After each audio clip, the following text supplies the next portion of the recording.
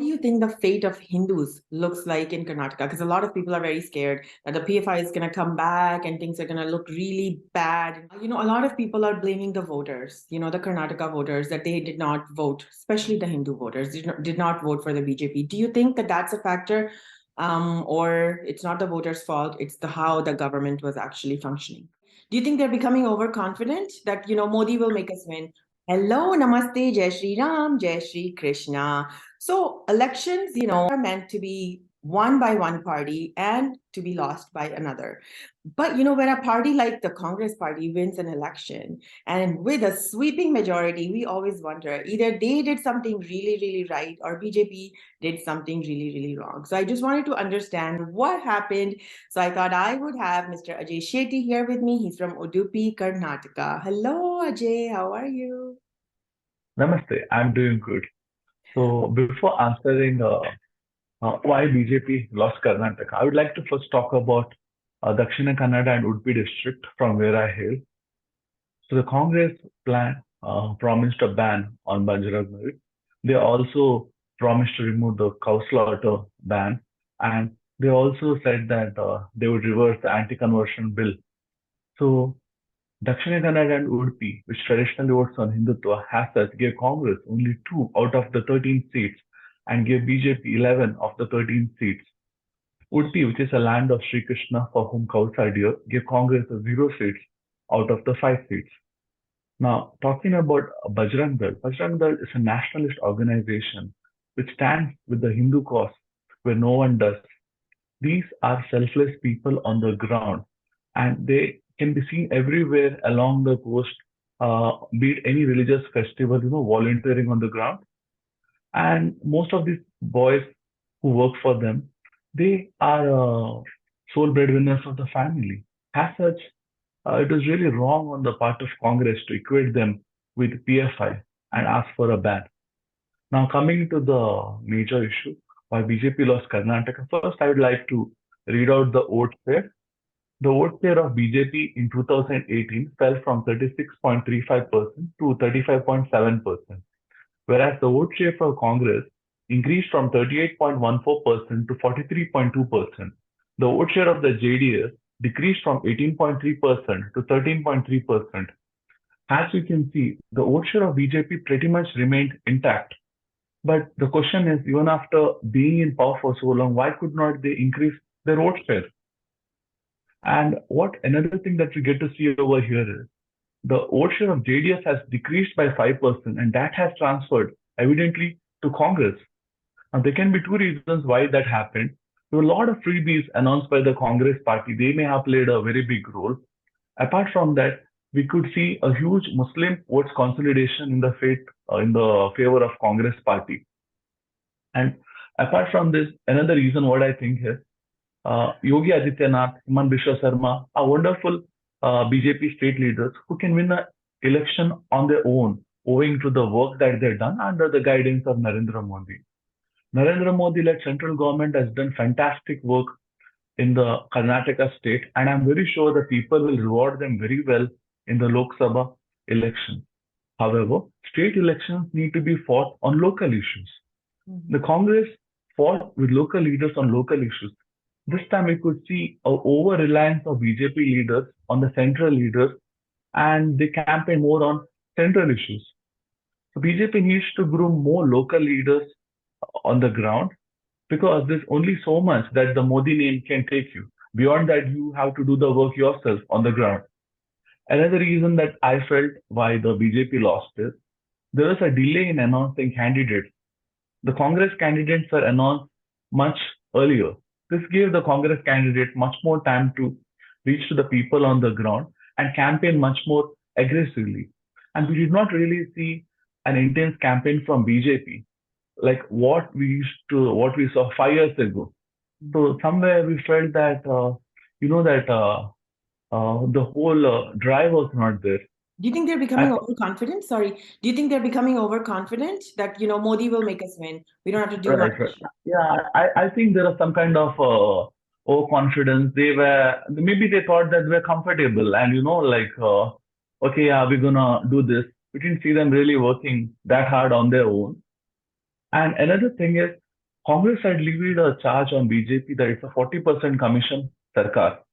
We did not really see a very good counter from the BJP for this charge of the Congress.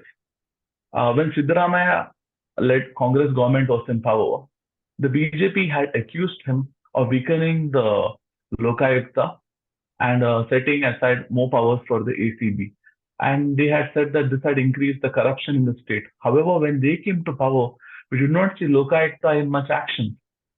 So I think these are the major reasons why BJP lost the Karnataka state election. So before we move forward, Mr. Ajay Shetty also has a YouTube channel, and his Instagram is actually a very happening place. If you're not following him, do follow him there. Speaking of your Instagram, I did watch your interview with Shiv Arur. In that brief interview, you said that we care about Hindutva, and that's why we're going Right, to vote for a party that supports Hindutva. And right, Hindutva right. is nothing but Hinduness.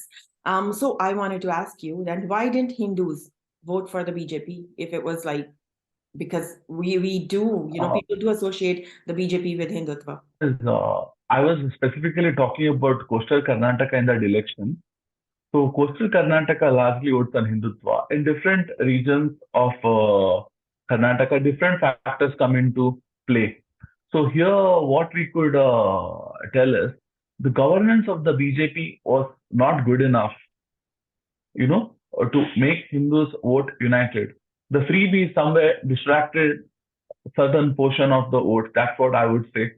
If had the governance been good, say example like you are, had a good meal. After that, no matter what delicious meal is offered to you next, you would not take it. Mhm. I like that analogy. Yeah. Thank you.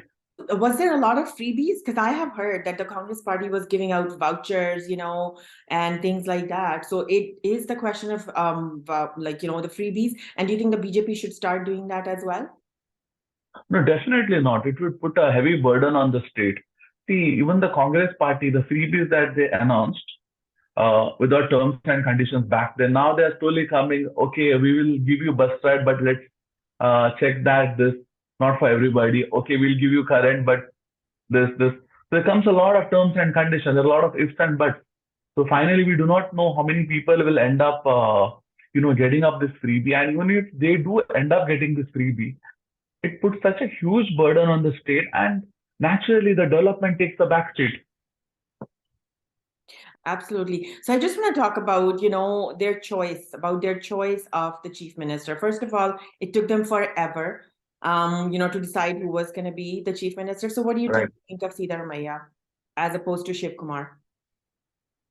Uh, Frankly speaking, Siddaramaiah is something that whose tenure we have already seen. So the Congress party basically fought with two faces, Siddaramaiah and DK Shivkumar.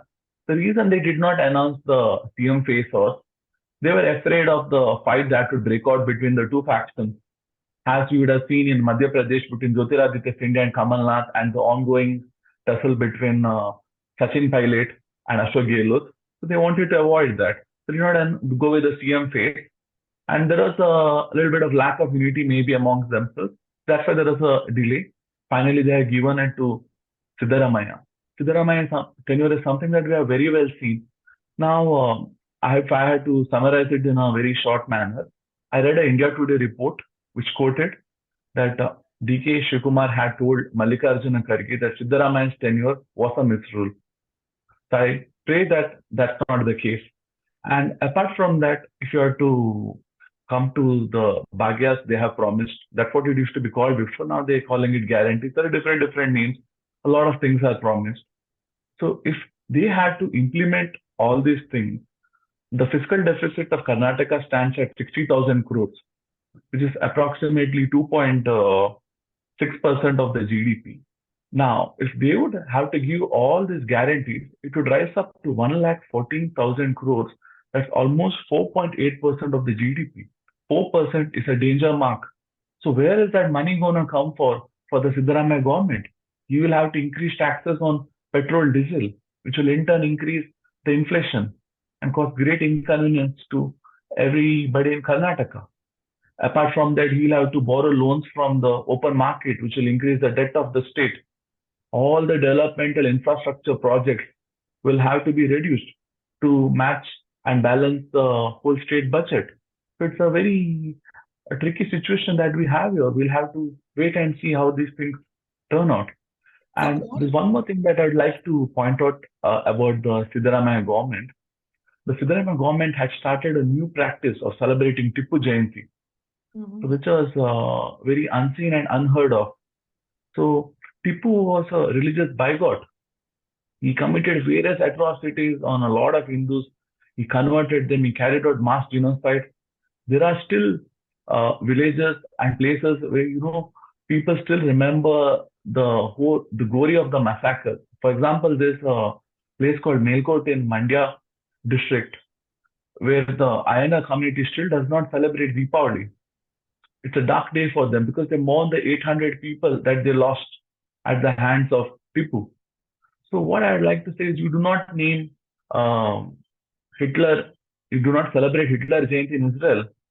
So why would you do that? This glorification of Tipu should not happen this time. Unless we learn our history, we'll definitely be doomed if we don't learn from our mistakes. So what I wanted to ask was, a lot of people are blaming the voters, the Karnataka voters, that they did not vote, especially the Hindu voters, did not vote for the BJP. Do you think that that's a factor, or it's not the voters' fault? It's how the government was actually functioning. See, I don't think that BJP or anyone for that matter should blame the voter. The Mhm. voter is very well informed. He votes differently in different elections. He votes differently in panchayat. He votes differently in the municipality, in the state election, the national election.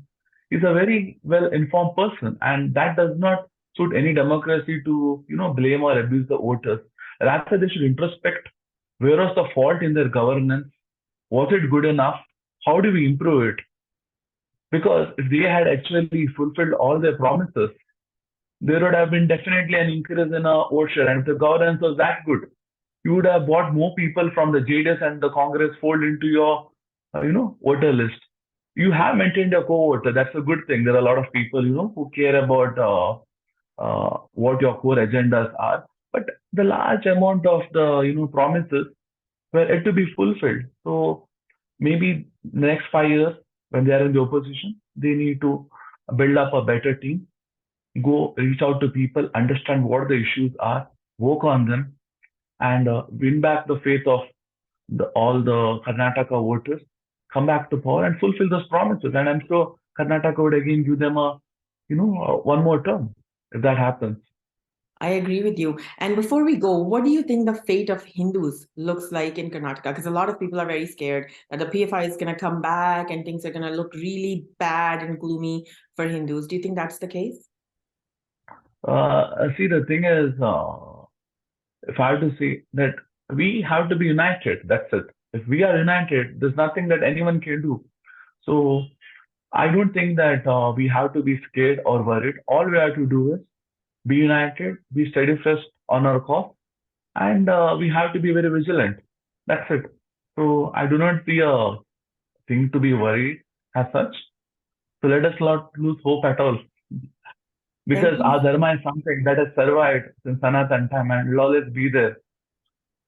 So we have to do our duty. That's it. Absolutely. Thank you so much, Ajay. Thank you. Please go ahead and subscribe to Ajay's channel and do follow him on Instagram and Facebook. Thank you so much. Thank you so much.